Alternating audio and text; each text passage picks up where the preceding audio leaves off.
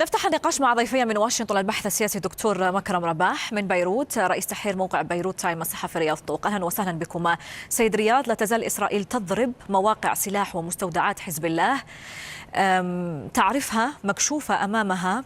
الجيش اللبناني والدولة اللبنانية لحد الآن لم يحسما في موضوع استرجاع سلاح الحزب. أين الخلل برأيك؟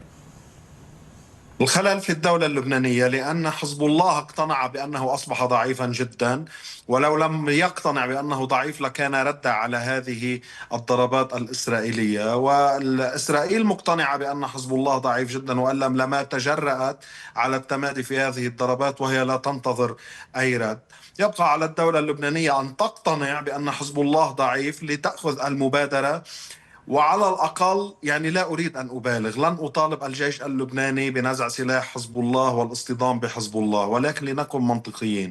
أقله فلتقم الدولة بأول إجراء، وهي وضع جدول زمني في مجلس الوزراء، على مجلس الوزراء أن يضع جدولا زمنيا لنزع سلاح حزب الله، لتبدأ هذه الخطة عبر مراحل. لكن حتى هذه اللحظة اليوم أقرت، هناك مصادر تقول بأن الحكومة اليوم قررت بعد انتهاء مراسم عاشوراء، ذكرى عاشوراء، بأن تقوم بهذا الاجتماع لتحديد جدول زمني. هذا الأمر إذا تم يكون جيد وخطوة إلى الأمام، لأن الأساليب التي تتبعها الدولة منذ حوالي 6 أشهر حتى اليوم، تارة نسمع عن أن رئيس الجمهورية هناك قنوات تواصل بينه وبين حزب الله ليقم حوارا جانبيا. هذا الأمر لن ينفع. الرئيس مطلوب منه الكثير، المجلس الوزراء مطلوب منه الكثير نعم. من أجل وضع حد. ولكن اليوم الجيش اللبناني كمان، إذا أردنا أن نقول بأن الجيش لا يستطيع أخذ المبادرة، طيب لما لكان تنشأ الجيوش؟ الجيش ينشأ نعم. لكي يحاسب ولكي يطبق القانون. ثم أن لبنان تعهد أمام المجتمع الدولي برمته على وقف إطلاق النار، على الاتفاقية التي وقعت في شهر طيب. نوفمبر. دكتور مكرم رباح، اجتماع مرتقب، هل هنالك شيء يؤمل منه أم أنه لحد الآن لم تقتنع الدولة اللبنانية كما قال ضيفي بأن حزب الله أصبح ضعيفا ويجب استغلال هذا الضعف لتسلم سلاحه؟ ربما هناك اقتناع بأن يجب نزع السلاح، ولكن في نفس الوقت هناك نوع من وهم لدى فخامة الرئيس إلى حد معين، الذي أكثر من مرة روج لمقولة أعتقد بأن إهانة إلى الشعب اللبناني، بأن نزع سلاح حزب الله هذه الميليشيا الإيرانية سيؤدي إلى حرب أهلية. أنا شخصيا لا أرى بأن قام الجيش اللبناني بتنفيذ قرار صادر عن السلطة السياسية اللبنانية ببسط سيادة الدولة بشكل كامل على كل الأراضي يكون هذا أمام حرب أهلية داخلية. نحن امتهنا الحروب الأهلية في لبنان، وما نراه الآن هو محاولة للمماطلة في موضوع السلاح إلى ما بعد انتخابات النيابية التي ستجري السنة القادمة، من أجل قلب هذا السلاح إلى نوع من مكتسبات سياسية، وهذا شيء أخطر بكثير من هذا السلاح المتفلت. أولا وأخيرا على فخامة الرئيس جوزيف عون ودولة الرئيس نواف سلام أن ينصتوا إلى أهل الجنوب الذي يصورون هذه الصواريخ التابعة لحزب الله التي تتساقط على رؤوسهم، وهذه المخازن التي تشكل نوع من خطر أولي على البيئة الشيعية وثم على الشعب اللبناني. ويضاف إلى ذلك ما يحصل الآن ست ماريا، بأن إبقاء هذا السلاح بيد هذه الميليشيا الخطيرة يشبه إلى حد معين السماح لشخص مجنون باقتناء السلاح ويقوم بإطلاق النار بشكل عشوائي. صحيح بأن هناك خروقات للسيادة اللبنانية من قبل إسرائيل، ولكن في نفس الوقت على الدولة اللبنانية والشعب اللبناني برمته أن يتحمل مسؤولية تفلت هذه الميليشيا التي طيب. تم مأساتها عبر الدولة اللبنانية. دكتور مكرم رباح، مسألة ربط نزع السلاح بموعد الانتخابات النيابية، ما دلالة ربطك لذلك؟ هل هنالك فعليا اليوم في أروقة الحكومة من يدفعون بهذا الاتجاه، محسوبين على حزب الله أم غير محسوبين عليه؟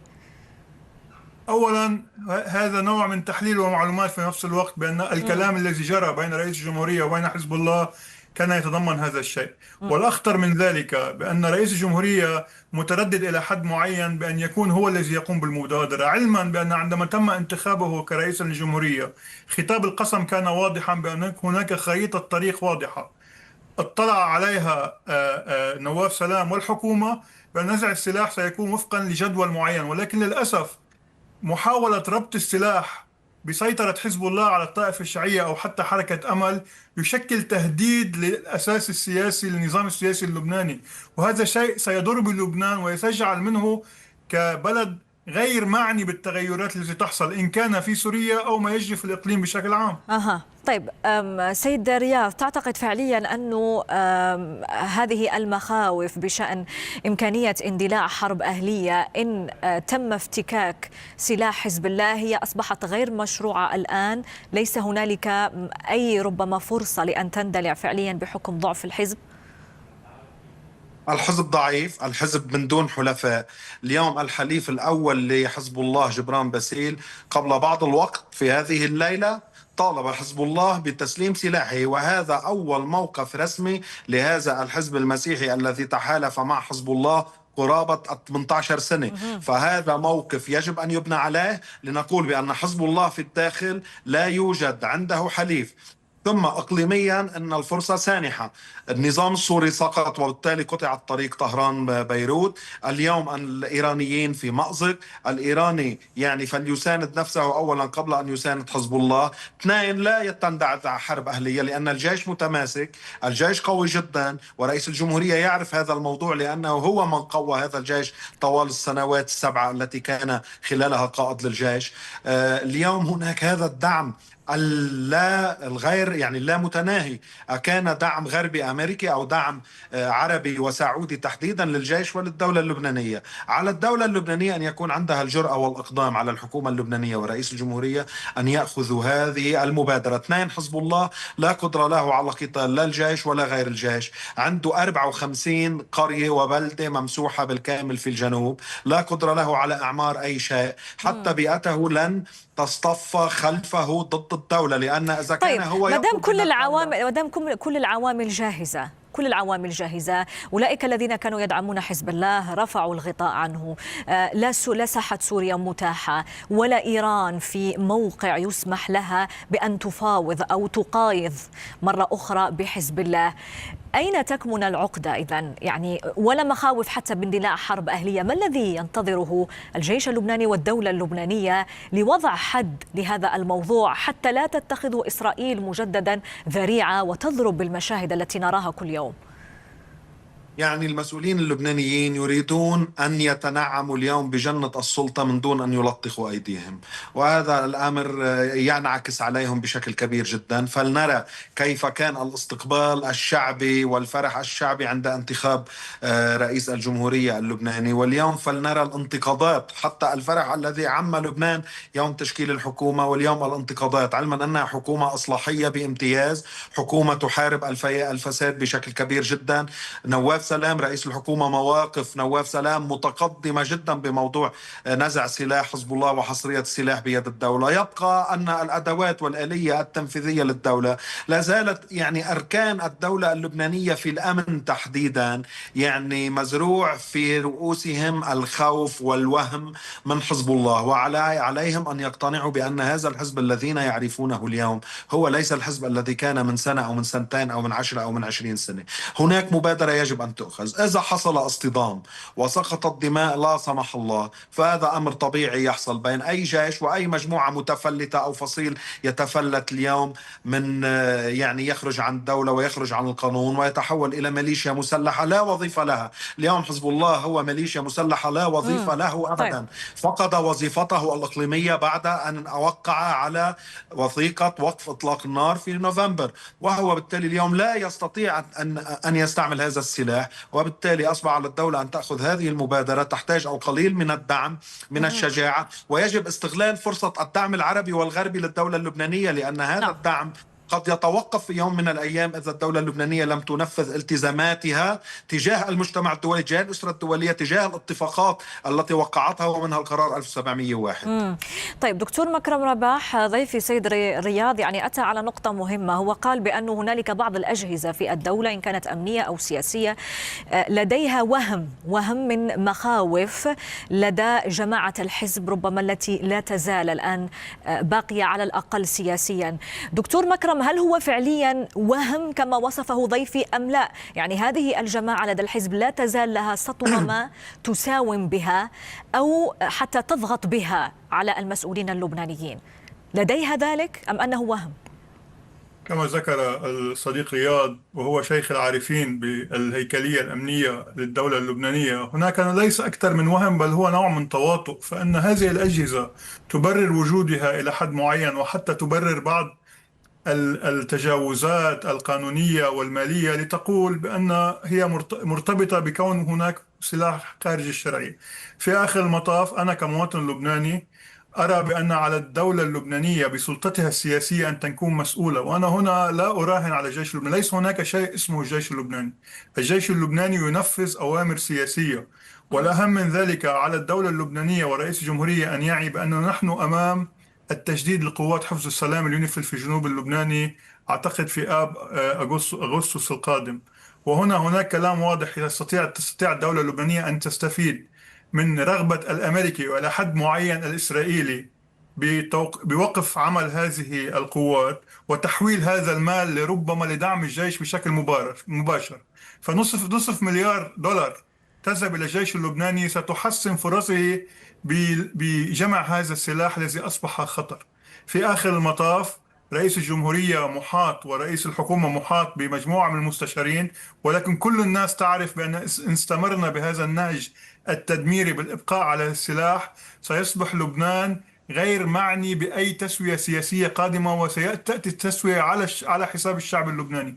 ما يقوم به توم براك من جولات إقليمية هو للقول ليس فقط بنزع السلاح بل بضرورة التحضير للبدء بالنقاش العلني بالدخول بالاتفاقات الإبراهيمية، إن كانت الدولة اللبنانية وجوزيف عون أو الدولة السورية وأحمد شرع. وكل ذلك للأسف سيدتي نرى بأن ليس هناك من جدية معينة للخوض بهذه النقاشات المهمة والحادة في نفس الوقت. طيب سيد رياض، هناك أيضا من يعني يتساءل، ما إسرائيل أيضا تقوم بخروقات ولا تترك حتى للدولة اللبنانية أي سقف زمني أن تتحرك بمعيتها، مثلا أن تتحرك بنفسها عفوا. مثلا يعني رئيس عون كان قد صرح قبل يومين بأنه عندما أوليت المهمة للجيش اللبناني في الجنوب قام بربما خطوات متقدمة جدا، يعني حتى تم التماسها على الأرض. وبالتالي لماذا لحد الآن إسرائيل لا تزال تضغط على الحكومة وتحملها أيضا المسؤولية عوض أن تعطيها وقت كافي؟ لأن هذه الخطوات جيدة ولكن ليست كافية. أقله أنا لا أتحدث إذا كانت كافية بالنسبة لنا كصحفيين أو ناشطين سياسيين أو مراقبين، ليست كافية بالحد الأدنى لإسرائيل أو للولايات المتحدة التي لم تمنع إسرائيل ولم تضع فيتو. وهناك كما يبدو ضوء أخضر أمريكي لإسرائيل لتقوم بهذه الغارات العنيفة اليوم والعدوانية على جنوب لبنان. يعني هذه الخطوات لو كانت كافية لكان الجيش تمكن من ضبط هذه المستودعات. واليوم نذكر النبطية ليست في الحافة الأمامية، ليست جنوب الليطاني، ليست في مكان بعيد عن مرمى الدولة اللبنانية وأجهزة المخابرات اللبنانية. النبطية هي مدينة شبه مفتوحة، يعني يمكن هناك سهولة للعمل الأمني الرسمي داخل النبطية، ليست قرية معزولة في الجرود أو على الحدود وهناك استحالة للدولة لكي تعرف إذا كان هناك مستودعات أم لا. هناك جهد استعلامي للدولة اللبنانية وأمني يجب أن يتكثف. وأعتقد إذا كان هناك علم للدولة اللبنانية بوجود هذه المستودعات ولم تتحرك، فهذا يعني بأن إسرائيل ستأخذ المبادرة للقيام بهذه الضربات. وهنا يمكن أن أتذكر شيئا، يعني اليوم أن الإيرانيين فضلوا الاستسلام للولايات المتحدة الأمريكيين عوض الاستسلام لإسرائيل. اليوم حزب الله يفضل الاستسلام لإسرائيل عوض القبول بما تمليه عليه دولته الدولة اللبنانية.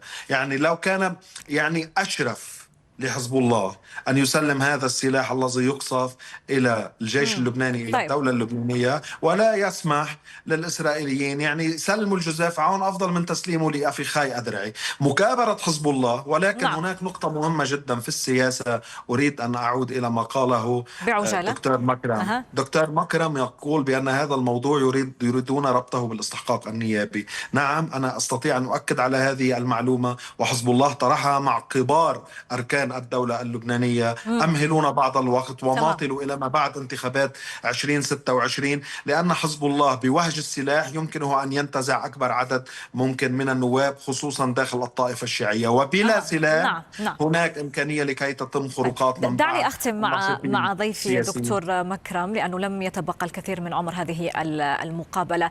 دكتور مكرم، لافت أن إسرائيل أيضا بالإضافة إلى ضغطها عسكريا هي تلوح بالضغط السياسي على الدولة اللبنانية وإقحام الولايات المتحدة في ذلك. برأيك إلى أي أقصى، إلى أي حد يمكن أن تصل إسرائيل في هذا التهديد؟ وهل يصل الأمر إلى رفع يعني الدعم الدولي أو المعاهدات الدولية التي أعطيت آنذاك إلى العهد الجديد بمجرد انتخابه، قد تصل إلى هذه النقطة؟ وماذا يمكن أن يفعل حينها لبنان الرسمي؟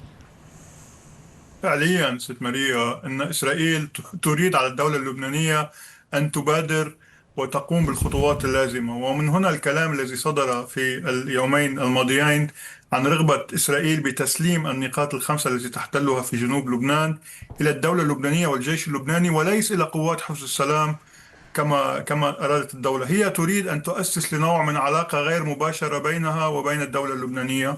ولا أعتقد بأن هناك نزعة انتحارية لنزع هذه المساعدات، ولكن في آخر المطاف ما يصدر عن رئيس الجمهورية وعن رئيس الحكومة هو في العامية كلام ليس عليه جمرك. هذه الإدانات والكلام بنزع السلاح إن لم يقترن بالأفعال سيبقى كلام حبر على ورق. وأن دول الخليج العربي بالإضافة إلى الدول المجتمع الدولي قد عبرت بشكل واضح على ضرورة أخذ المبادرة وثم إعادة الأعمار، وكل ذلك يأتي بعده عندما يقترن الفعل بنزع السلاح كذلك بالإصلاح السياسي والاقتصادي الذي يمنع تكرار وجود حزب الله أو تبرير حزب الله داخل التركيبة المالية للدولة اللبنانية أو حتى التركيبة السياسية.